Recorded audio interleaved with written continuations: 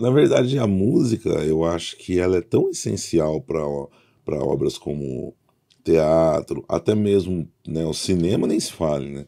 Eu não imagino a franquia Rock, o Poderoso Chefão sem as trilhas sonoras. E como são marcantes, né? São marcantes, são É. marcantes. Eu acho que a trilha sonora é marcante. Tem um programa, até recomendo para as pessoas buscarem isso. Eu acho que ele só está no YouTube, não está nas outras plataformas. Chama-se A História da Música.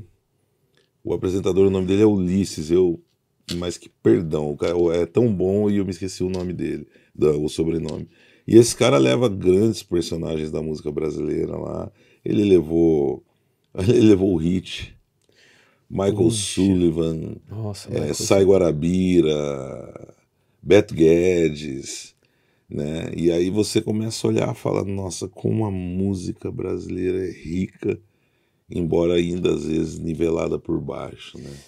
Muito, eu acho que o brasileiro, Jaime, precisa muito saber que nós temos os melhores artistas do planeta É nesse país. uma diversidade incrível. Eu sou muito fã, eu adoro músicos de outros lugares, eu curto muito George Benson, Marvin Gaye, até alguns artistas que não são americanos, como Kurt Rosenwinkel, outros caras, alguns guitarristas que são referência para mim, tal. Mas saber a história, quando você vai buscar a fundo a história desses caras, tem uma história muito curiosa sobre o George Benson. O dia ele George veio para o Benson. Brasil, nós temos um guitarrista já, um senhor, Brasil. Procura esse cara, tá? O nome dele, deixa eu ver se eu vou lembrar agora, ele já é um senhorzinho já. Eu até tenho ele no Facebook. Nossa, fugiu agora da memória. Mas eu vou acabar lembrando ele no decorrer da conversa. É um senhorzinho já, né?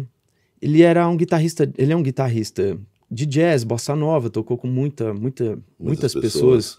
lá atrás, né? Ninguém ouviu falar do Heraldo do Monte, o nome dele. Heraldo do Monte. Heraldo do Monte.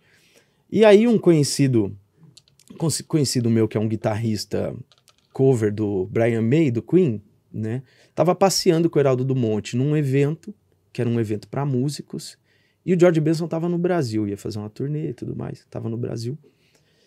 E aí tava Heraldo do Monte, esse colega, né, os dois passeando no evento, eles veem o George Benson vindo de encontro, assim, passeando no evento Aqueles também. acasos que não são acasos. Isso. E o Heraldo do Monte é um senhor muito bem-humorado. E aí ele pega e faz assim, vamos fazer o seguinte, né? Acho que é por causa da idade, ele já pensa assim, não tem mais Mas vergonha de nada, né? Vamos fazer o seguinte, vamos abordar ele como se a gente conhecesse, né? E o Heraldo do Monte, com a maior cara de pau, fez assim, não acredito que eu tô vendo você por aqui. E nessa o George Benson paralisou, ficou olhando pra cara dele e fez assim, eu é que não acredito que eu tô vendo você aqui. E aí o Heraldo, assim, o cara entrou na achando que era brincadeira. zoeira, né? Por quê? Ele falou, você é o Heraldo do Monte, não é não? Aí tomou um susto, rapaz. Aí falou, sou eu. Aí o George Benson pegou na mão dele e falou assim, eu comecei a tocar guitarra ouvindo seus discos, Olha isso. sabe? Então o Brasil tem coisas maravilhosas. Ó. O Al Jarreau, que é o mestre do jazz, um Puta, o cantor Jarro é mestre, incrível. ele tem um líder, o líder da banda dele é um tal de William, é um baixista brasileiro. O Michael Jackson teve um baterista brasileiro trabalhando com ele, mais 2 bailarinos brasileiros Nós temos trabalhando o com ele. Sérgio Mendes também, que faz uma obra maravilhosa, né? Sérgio Mendes com uma obra incrível. Nós temos, olha que eu nem vou falar dos grandes, como o Tom Jobim, que a gente já sabe que o mundo conhece, o Vinícius de Moraes, o Toquinho, nem vou citar esses que a gente já sabe, Chico Eles estão no Buarque, Olimpo, esses são um outro isso, o patamar. Gil, que na Jamaica o Gil é como se fosse o segundo Bob Marley para Bob os Marley jamaicanos. brasileiro. Isso. Então nem vou citar esses caras, mas a gente pega, por exemplo, a história do Ivan Lins, que ele até contou um dia no programa do Jô, quando ele lançou o disco Jobiniando, os americanos pediram para ele lançar esse disco lá em Los Angeles, na maior casa de jazz que eles têm lá, que foi feita uma homenagem ao Tom Jobim até lá. E como eles souberam que o Ivan Lins estava lançando um disco com músicas do Tom Jobim, pediu para ele lançar esse disco lá. Aí ele lançou Casa Cheia, feliz da vida, e falou que a iluminação pegava muito na cara dele, não via quem estava na plateia, mas ele sabia que a casa estava cheia pelo aplauso. Chegou a hora de autografar o CD no camarim, o assessor dele chegou ofegante e fala assim: Ivan, você não sabe quem é que tá furando a fila querendo seu autógrafo logo porque ele precisa ir embora. Quem? Paul McCartney. Paul McCartney. Aí, falou, pô, Paul McCartney, né? Falou, manda o cara entrar, né? E aí diz que ele recebe o Paul McCartney já tremendo, já nervoso, preocupado, né? Autografa o disco e pergunta, você gostou do trabalho? Aí o Paul McCartney falou assim, eu tenho todos os seus discos. Olha que incrível, cara. Então, a gente tem mestres no Brasil espalhar, assim, que o mundo conhece menos nós, sabe? Existe um guitarrista no Paraná chamado Gustavo Guerra. É um garotão, acho que é mais novo que eu. Um garotão. Né? Os Estados Unidos tem o Steve Vai, que já foi visto como o melhor guitarrista do mundo, né? É.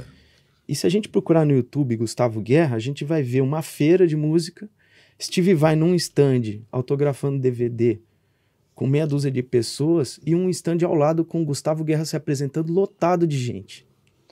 Sabe? Coisas desse tipo, né? É que se dá pouco valor, né? Se dá pouco valor, assim, por parte da grande massa. Você pega o Angra. O Angra, pelo amor de Deus, o mundo inteiro conhece o Angra, né? O mundo inteiro conhece o Angra. O Angra. O lugar que ele menos é conhecido no Brasil. Aliás, Kiko Loureiro, um dia eu quero ser seu aluno, viu? Você é fera. Você tá maluco. Eu acho que essa manifestação cultural é aquilo. Infelizmente, nós somos reféns de um país que não valoriza a história, né? E isso vai no aspecto social, no aspecto, né, cultural. Você citou aí um dos meus escritores favoritos, que é o Ariano Suassuna, o gênio, mestre Ariano Suassuna. O Ariano Suassuna, com aquela simplicidade dele, me cria uma coisa que é inesquecível, que é o Alto da Compadecida, né?